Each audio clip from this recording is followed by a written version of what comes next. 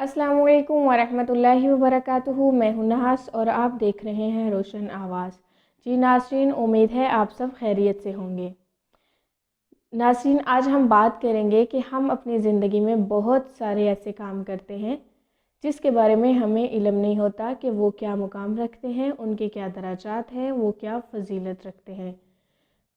दुनिया के कामों में तो फिर भी हमें कुछ ना कुछ इन्फॉर्मेशन होती है, लेकिन दीन के मामलात में देखा जाए तो ऐसे होता है कि अक्सर हम लोग काम कर रहे होते हैं तो हमें उनकी फ़जीलत का नहीं पता होता, और बहुत सारे ऐसे भी काम हम करते हैं कि हमें उनके नुकसानात का भी नहीं पता होता।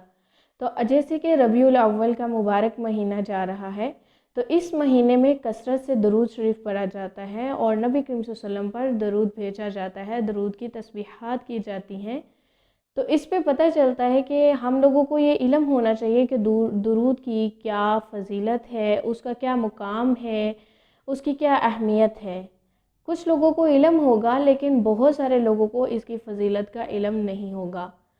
तो अगर हम लोग इल्म जान लेंगे, अगर हम उसकी फ़जीलत जान लेंगे, उसके बारे में उसका मुकाम जान लेंगे, तो फिर और भी मोहब्बत से हम दरूद। हज़रत अनस रज़ी अल्लाह तआला अन्हु फरमाते हैं कि रसूलुल्लाह सल्लल्लाहु अलैहि वसल्लम ने फरमाया, जिसने मेरे ऊपर एक दफ़ा दरूद पढ़ा, अल्लाह ताला उस पर 10 रहमतें नाज़िल फरमाएगा, उसके 10 गुनाह माफ़ कर दिए जाएंगे और उसके 10 दराजात बुलंद कर दिए जाएंगे।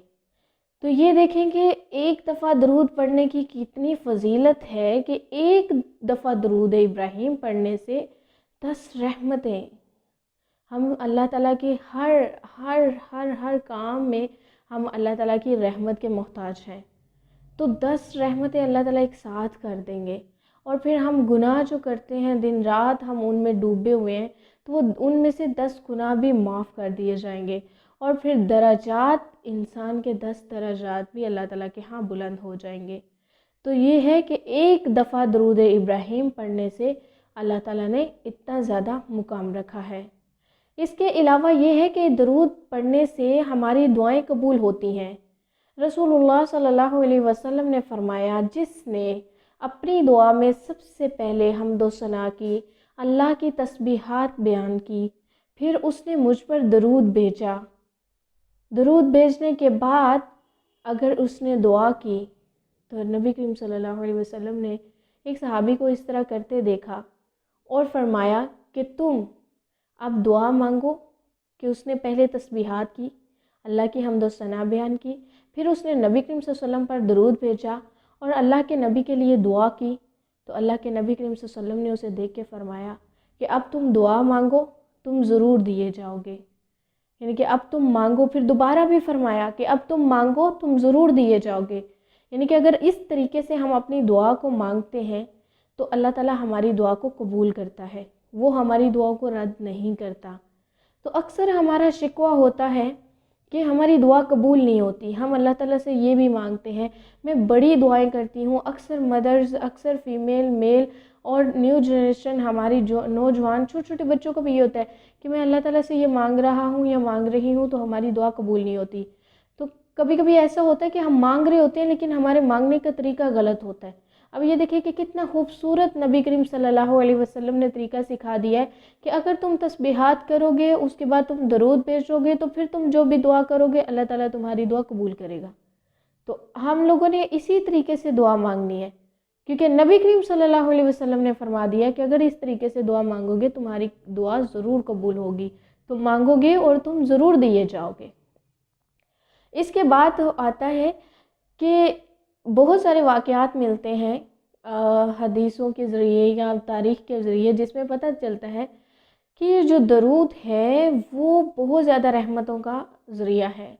जैसे कि नबी करीम सल्लल्लाहु अलैहि वसल्लम एक दिन घर से निकले और एक खजूर के बाग में पहुँचे।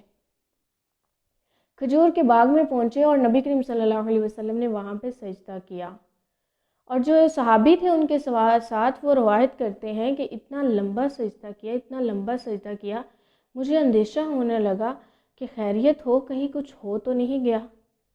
कहते हैं कि जब नबी करीम सल्लल्लाहु अलैहि वसल्लम ने सजदे से सर उठाया, अपना सर मुबारक उठाया, तो मेरे पूछने से उन्होंने बताया کہ میرے پاس جبرائیل علیہ السلام آئے تھے اور انہوں نے مجھے کہا کہ جو بھی آپ صلی اللہ علیہ وسلم پر درود بھیجے گا اللہ تعالیٰ اس پر اپنی رحمت نازل کر دے گا، اور جو بھی آپ صلی اللہ علیہ وسلم پر سلام بھیجے گا اللہ تعالیٰ اس پر سلام بھیجے گا۔ تو یہ دیکھیں کتنی زیادہ فضیلت ہے اس چیز کی کہ ہم نبی کریم صلی اللہ علیہ وسلم پر درود بھیجیں گے تو ہماری نیکیاں بھی بڑھتی جائیں گی، اور پھر ساتھ ہی اللہ تعالیٰ نے فرما دیا کہ اس پر رحمت بھی کی جائے گی۔ اور پھر اسی طرح بتایا گیا کہ اگر وہ آپ پر سلام بھیجیں گے تو اللہ اس بندے پر سلام بھیجے گا۔ تو وہ کتنا خوش قسمت انسان ہے جس پر اللہ تعالیٰ سلام بھیجے گا۔ تو یہ درود کی اہمیت ہے، فضیلت ہے، اور بتایا گیا ہے، حدیث کی روح سے پتہ چلتا ہے کہ نبی کریم صلی اللہ علیہ وسلم نے فرمایا کہ جو درود بھیجے گا، مجھ پہ کثرت سے درود بھیجے گا، اللہ تعالیٰ اس کو غم تکلیفوں سے آزاد کر دیں گے، اس کی جتنی بھی پریشانیاں ہیں اس سے آزاد کر دیں گے، اور اللہ تعالیٰ اس کے گناہ بخش دیں گے۔ درود پڑھنا اس کے گناہوں کی بخشش کا ذریعہ ہو جائے گا۔ تو اس سے ریلیٹڈ بہت ساری احادیث ملتی ہیں، بہت سارے واقعات ملتے ہیں، لیکن مختصر میں آپ کو یہ بتانا چاہ رہی ہوں کہ درود جو ہے اس کو جتنی محبت کے ساتھ، جتنے یقین کے ساتھ، اس کو عقیدت کے ساتھ پڑھیں گے، صحیح طرح سے اس کو پڑھیں گے، اس کو سمجھ کے پڑھیں گے۔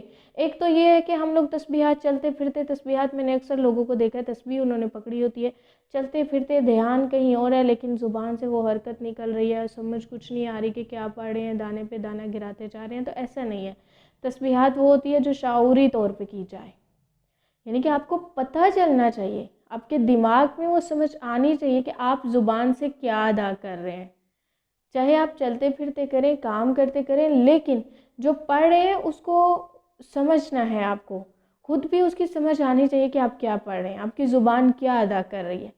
تو اصل تسبیحات پھر یہ ہوتی ہے، چاہے وہ کوئی اور تسبیحات ہے یا درود ابراہیم علیہ السلام ہے، ٹھیک ہے۔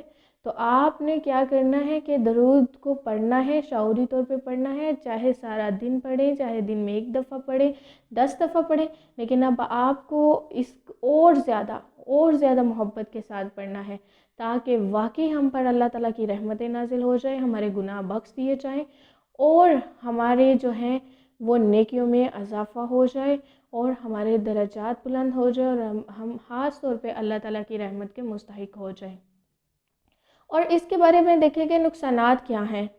اب درود پڑھنے کی اتنی فضیلت ہے اور اتنی زیادہ اہمیت ہے، تو درود نہ پڑھنے کے کیا نقصانات ہیں۔ حضرت علی رضی اللہ تعالیٰ عنہ فرماتے ہیں، رسول اللہ صلی اللہ علیہ وسلم نے فرمایا، جس نے میرا نام سنا اور درود نہیں بھیجا وہ شخص بخیل ہے۔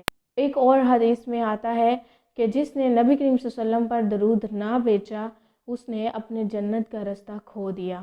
اسی طرح ایک اور حدیث میں آتا ہے کہ نبی کریم صلی اللہ علیہ وسلم نے فرمایا کہ جو میرا نام سن کے درود نہیں بھیجتا اللہ تعالیٰ اور فرشتوں کی اس پر لعنت ہوتی ہے۔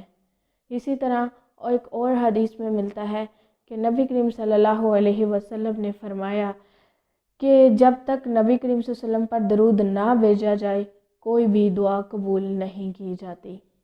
تو جہاں پہ ہمیں فضیلت کا پتہ ہے، پڑھنے کے بہت زیادہ اہمیت ہے، اسی طرح نہ پڑھنے کے نقصان بھی ہیں۔ تو جب بھی نبی کریم صلی اللہ علیہ وسلم کا نام لیا جائے تو ہم لوگوں کو درود ضرور بھیجنا ہے، نہ درود بھیج کے بخیل لوگوں میں شامل نہیں ہونا۔